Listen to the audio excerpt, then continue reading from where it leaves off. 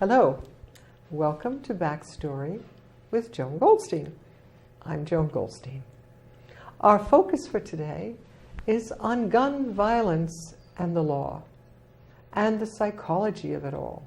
So I have a very, very special and wonderful guest today, and his name is Gianni Pirelli, and he is a forensic psychologist. Mm-hmm.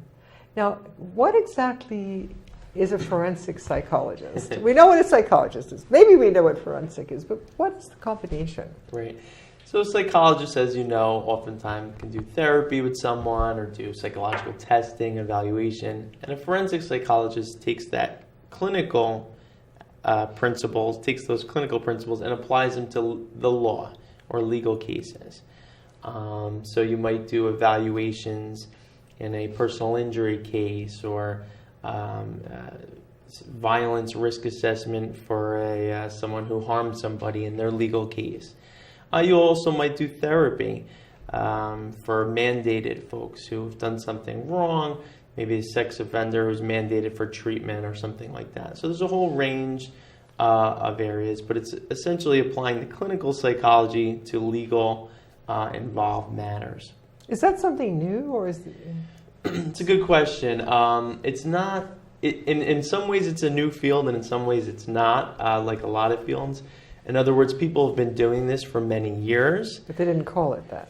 They were kind of forming it in the last 50 years, truthfully, and it's been in the last 10 to 15 years that you've seen formal training programs really start, to come about. So it's kind of a new field with a lengthy history in a sense. One of those.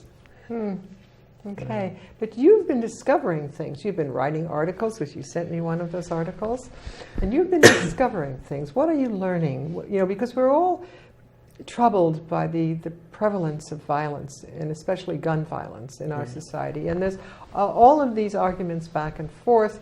The guns don't cause the problem, it's the people don't cause the problem, it's the guns. It's polarized, and the polarization doesn't allow us to understand the problem and therefore find any kind of answers. Right. So you've looked at it more in depth.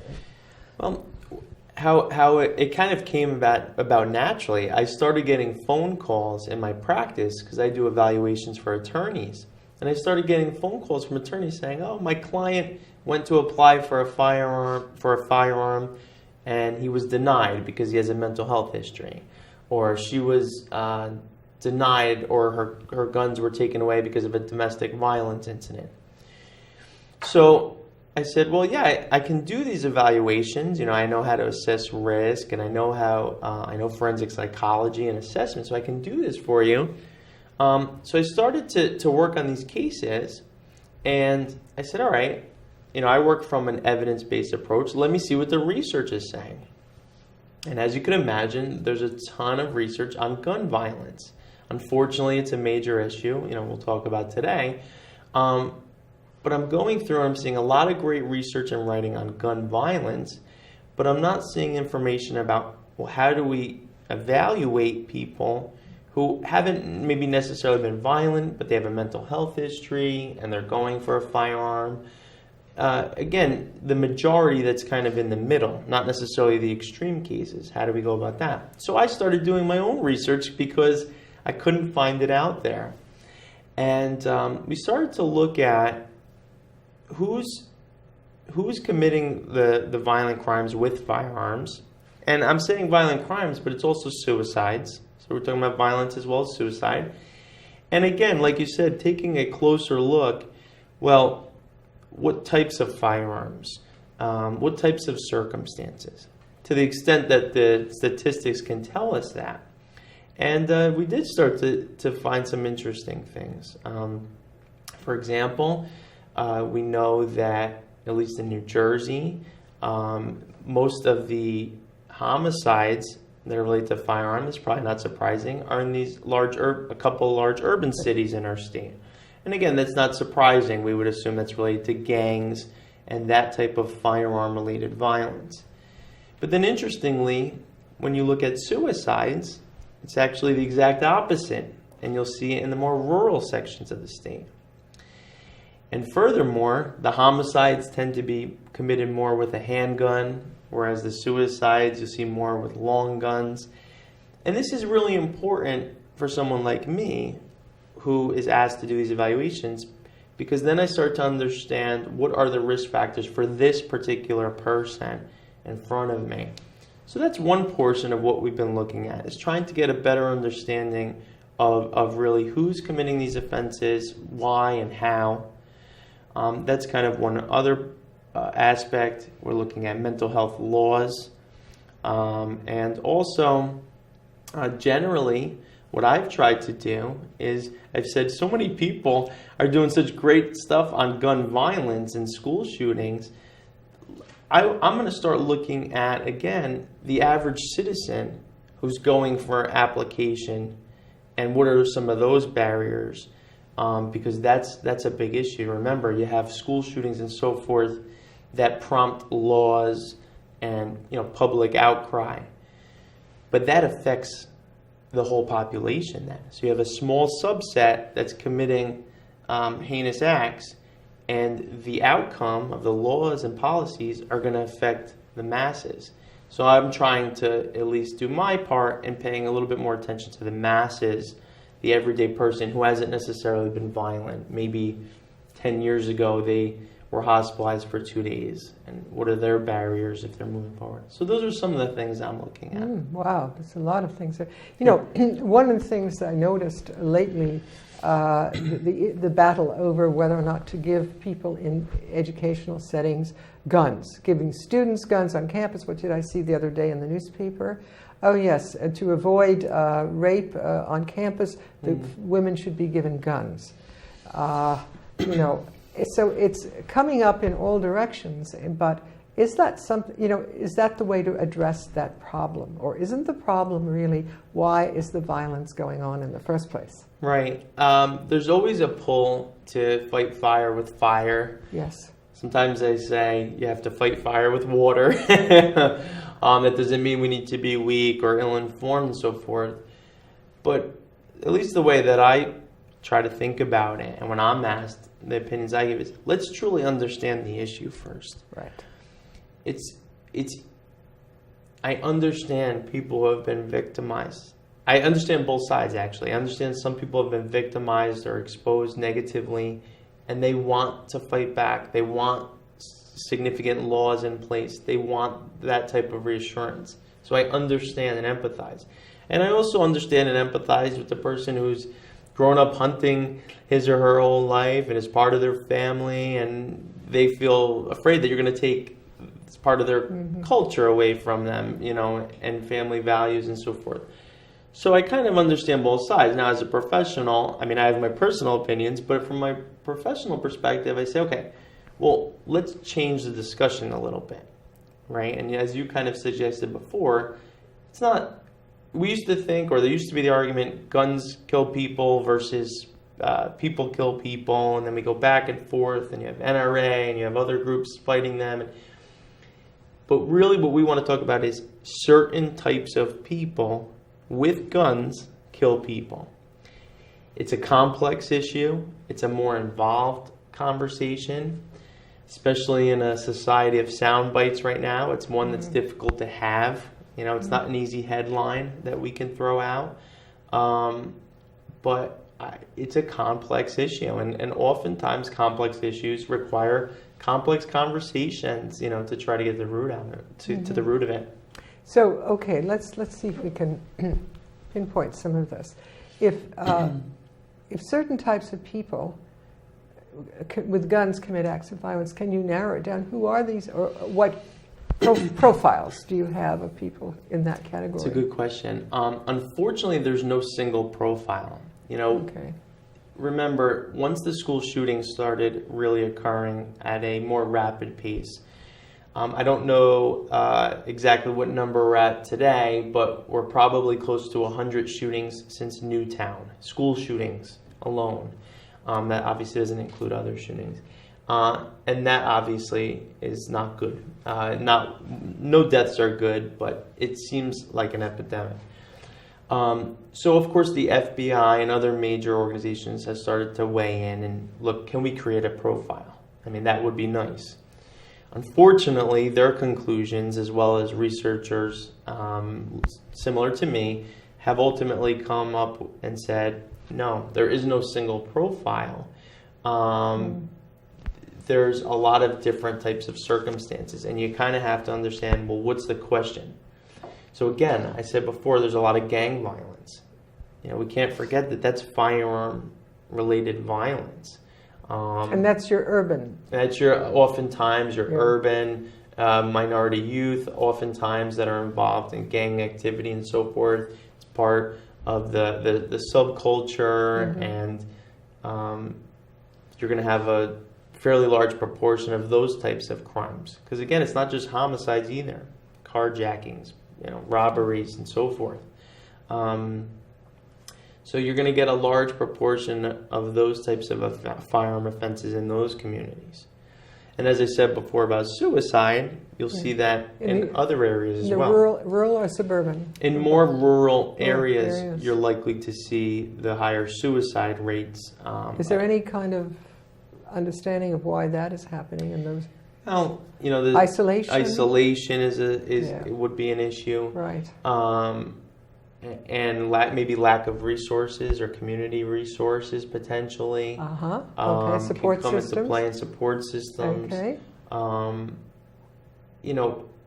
When we look for a profile, and we go back to the school shootings for a minute because that's something that's on everyone's mind. We have to put in perspective, and no way am I minimizing it, but we have to remember that it's really less than, it can be anywhere from 1 to 10%, depending what statistics you're looking on, of all mass shootings. And when you look historically, unfortunately, we're actually not at our highest point of mass shootings. Like 1929, I think, was one of our highest, right?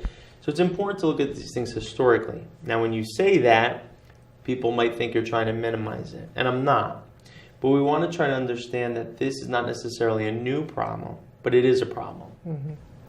And the things that I'm looking for if someone comes to my door for an evaluation are things like mental health issues and exposure and cultural issues to firearms and so forth. But again, we really have to be asking, are we worried about gun violence with gangs? Are we worried about suicide, firearms and suicide? Domestic violence is a big issue. Or we're talking about school shootings. Mm-hmm. And the issue when we deal with school shootings is when we're trying to predict such a low frequency, yet high impact, but still low frequency event, we really don't do a good job. So what we've done, I think, which is proper, is to move away from prediction and move to prevention. Mm-hmm. Because prediction requires that you know who's going to do it, when, and you can kind of anticipate that. Prevention doesn't require that. Prevention doesn't require that a single act is going to happen by someone. It involves a community effort with multiple players and stakeholders to join in and ultimately, again, be preventive and proactive rather than reactive. Mm-hmm. Okay, so you're really saying that there are needs in the society and we may not be providing or responding to those particular needs. And maybe I had a friend who is a sociologist, and she wrote a book called The Bully Society. And she does focus on school shootings. Okay. And what she links it to is bullying. That if you look at I think it was the Colorado one, right. These boys had all been bullied because they weren't jocks, they weren't football players or whatever, and they were different in any way. And this demand for conformity, especially in that setting, creates a lot of bullying. Sure. So she linked it to bullying because that's what she found when she went into looking at who these kids were and why they did what they did. So there it would suggest, as you're saying, that there's a need for intervention, there's a need for prevention, which would mean working more with people when they're struggling before they go to such violent extremes. Now, I have been teaching for most of my adult life, And I remember some years back, I was teaching at this college, and a student at the end of class stopped me and she said, "I can't go home now, because if I go home, I'll try to kill myself." So I said, "Then you're not going home. Come on, you're coming with me." So I took her, and we didn't have anymore a nurse on this whole campus. And I think I took her to the security people, and we arranged, they were helpful, very helpful. We're going to put her in a hospital. And so I waited with her, and it took a long time. I sat with her. I did not leave her until the ambulance came, and she was taken to the hospital. I felt that if I'd left her at that time, she would feel abandoned and therefore more prone to harming herself. Plus, I was her link, her security, and I had to stay there and be with her. Well, this had sort of a good ending in a way, because while she was in the hospital, she liked the nurses, and they were nice to her. She came out again, decided to become a nurse. Wow. So she found someone. She was a lovely person. I knew the family. I'd met the mother and the father one time. So that was, a very positive outcome. But I wonder if everybody would have responded the same way. If someone said, "I'm going to go home and kill myself," they might have said, "Oh, you better go see the nurse," and walk away. So, there seems to be gaps and vacuums in support systems throughout the society. Sure. And certainly within enclosed groups like college campuses or high schools, very, very vulnerable areas. And I taught high school in New York a long time ago, and I can tell you there's a lot going on, and the needs are enormous. And I don't know if they have the people there to help to work, You bring up a lot of important points. The bullying is definitely a significant factor in those type of situations. Fortunately, most schools have come up with anti-bullying campaigns, so forth. We have to be careful with that, however, because there is a line between normal childhood, play, even though it might get out of control, and bullying. And so you run the risk of further stigmatizing and isolating certain children if the punishment or if the sanctions are too harsh. You label someone a bully, now you've labeled them, and now they have other diagnoses that follow and so forth. So we have to be careful and walk that fine line. What I like to say is, I hate to say it's too late, but let's look at it differently. It's never too early. And so the education, what we're talking about is the family structure, the education from the family, the school, and so forth from an early time about violence, aggression, even firearm exposure. If parents have firearms, the question for me, especially as an evaluator, is not if they have a firearm or they don't. It's what are the messages that they're conveying to the children about those. I grew up in an old-fashioned Italian home with a full-blown liquor cabinet. I never touched anything because I understood that was for adults. It was just to have a little bit, with a meal or after a meal. And those were the positive messages I learned about alcohol. So I wasn't one of those children who felt the need to sneak into the liquor cabinet. I probably snuck into other areas. And you're not going to tell us. We won't say. But you understand, it's really more about the message, and that's what I think is critical. So there's the socialization process involved. What are the messages that we get? For example, more reading I've been doing on bullying, it seems that in some settings, and actually in talking with students I've had to find out about their experiences with bullying, sometimes the teacher encourages it.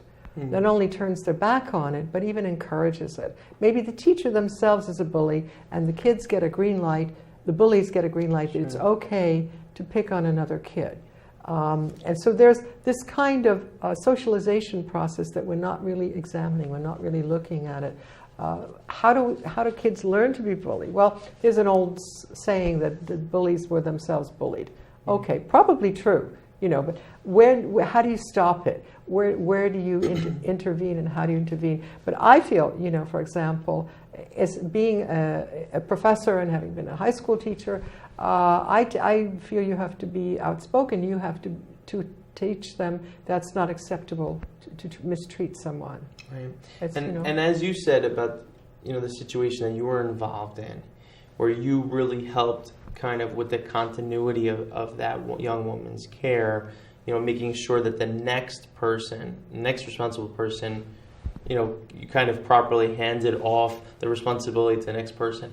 And you use the word vacuums. It's really critical, and this is something I impress upon a lot of groups on either side, because I don't take an advocacy position. I'm a forensic psychologist. My role is to be objective. I try to educate, and then there's roles for advocacy in those groups.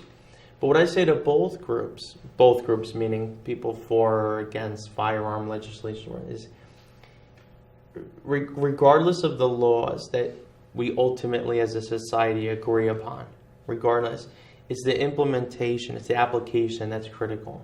So we could have these wonderful laws about mental health screenings and background checks and all this type of stuff, or you could have policies in the schools where if there's a student of concern, they do X, Y, and Z.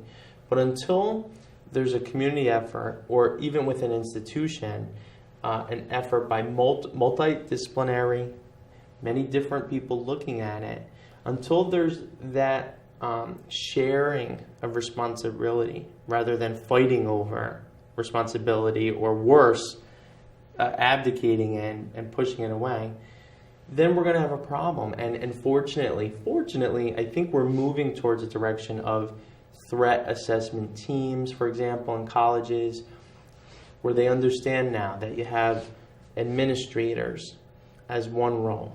You have the counseling center as another role. You have the faculty involved. Then you have someone like me who gets hired independently to come in at some level.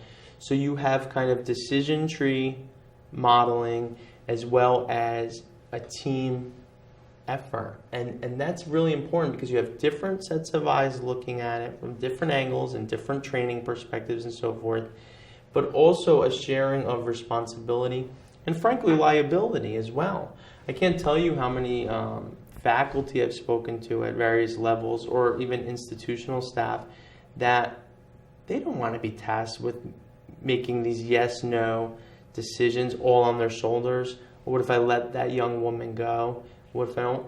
We don't have to have it like that, right? We have the opportunity as a community to decide how we work. And so as you pass off that young woman to the nurse or whoever came in next, that nurse or that doctor who comes in next doesn't have to then be the last person. In other words, there doesn't have to be a last person. We don't have to roll the dice on people. If we can work towards prevention and community efforts, then we are going to have, safeguards in place. Now, that said, because we can't be pie in the sky, idealists, there will be guaranteed a proportion, hopefully small and stay small, of people who are going to commit heinous crimes. It's just the reality. Now, nobody wants to say that out loud. We want to believe that there's not evil out there, that there's not bad people who do bad things, but I truly believe there are. And frankly, the crime rate essentially has never changed, okay? It changes, here and there, but human beings tend to be human beings. So it is important to pay attention to those extreme cases. It is important to have sanctions and laws and prisons and facilities for people who can't coexist with us. But again, we want to focus on the majority. We want to focus on the people that we can help, for sure. Understanding that there's going to be a small portion that maybe we can't. We're going to try. But if we put all of our resources to that group, we're missing, I think, a bigger proportion of kids, for example, kids who become adults, essentially, who could have maybe been diverted. Mm-hmm. Mm-hmm. So it's, it's a societal problem. We both agree on that.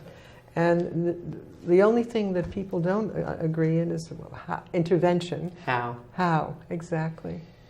Yeah, I think the how, like most things, is tricky. And I've worked with people kind of on both sides of the debate, so to speak. And I have to tell you, I've met wonderful people on both sides. I mean, you're always going to have your kind of radical views and people who are irrational. But I genuinely have worked with people who have good intentions. And what I try to do, I don't try to bring these groups together. Again, that's not my role in a practical way, but from a conceptual perspective, when I talk to either group, so to speak, I will say to them, we all share the same goal, which is safety, security, and none of us, some of us might agree or disagree with someone having a firearm in their house. Some might not like shooting or gun ranges. And you're going to find people all different views. That's not the conversation that I think we need to have right now. The conversation is that we all agree that we do not want people who are potentially violent or dangerous with firearms to have them. And until we all get on that same page, we're going to continue to put our energy into these discussions. Should that 45-year-old man who has a history of hunting, are we going to talk about him all day? When the likelihood of him committing a homicide is low. I never say it's no likelihood for almost for anyone, but it's really low. So if we only have a certain amount of resources and energy, where are we going to put them? Do we want to put them into the low probability area, or do we want to put it into the area where we might be able to effectuate change? And I think there are bigger fish to fry, so to speak. Right. So actually, it's large and societal in the sense, for example, we need to be working with people who are working with potentially violent people, which could, and if you want to do it by age groups, teenagers, okay. And so we need to work with the teachers, and we need more support systems within these educational institutions. They might have one counselor for hundreds and hundreds of people, and I know the counselors, and I was a counselor also, and I've worked with them, and they're beautiful, wonderful people, but there's far too many students for the number for them to be able to focus on quite so many. So we're understaffed in areas where we need more support systems. That is number one. We need less vice presidents, and we need more counselors and support systems, and even nurses on campus, and we don't have it. We need the educators to be educated in terms of the messages that they put out and give, and examine those, as well. What else do we need? Well, I think it's critical that we know where, we talked about responsibility, that we all have a role. We need to know where our responsibility begins and ends, but we also need to know where our expertise begins and ends. I have a certain area of expertise, but after that, I've reached my limitation, and I need to know where that is. Just a quick example. We have a puppy in my house, and my wife and I are psychologists, and we're training the puppy, and we've got him pretty far. We did the house training. We got him to a good point where he's gotten to a certain amount of training. But I reached my limit because I'm not a dog trainer. So I was able to get on the phone, find an expert in that area, and now we're working on different things. So my point is, we all have something to contribute, but we need to know what it is, and where it begins, and where it ends. And first of all, not be afraid to make the phone call, and second of all, be able to have the phone number to call. Be prepared. We need to know who's next in line. And this point, I'm sorry to say, Gianni, Pirelli, we have to stop because we to be continued. Yes, to be continued. Yes, that's a good point. We could do another show. But for the moment, we have run out of time. And thank you so much for this very, very interesting discussion. I want to thank Dr. Gianni Pirelli for being with me today, and thank you for being at Backstory with Joan Goldstein.